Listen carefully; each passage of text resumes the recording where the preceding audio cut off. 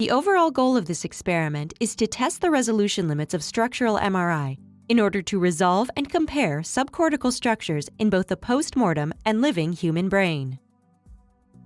Research in our lab has involved studying the small subcortical nuclei within patient populations. Given their small size and deep location within the brain, they are difficult to study. We developed a protocol that resolves these subcortical structures in both postmortem and living human brains. The advantage of this technique is the reduction in scan duration, which is useful in clinical applications.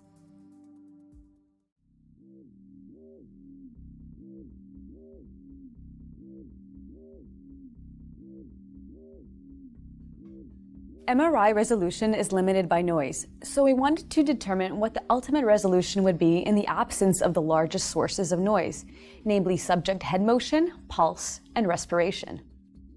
Acquire all imaging described in this protocol with a 3T MRI scanner equipped with a 32-channel head coil. In this video, steps are demonstrated using a Siemens Magnetom Trio 3T MRI scanner.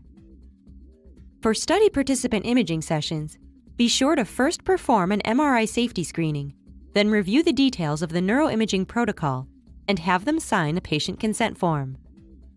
While setting up the participant for scanning, earplugs are inserted in the participant's ears, then secure their head with pads to minimize head motion during imaging.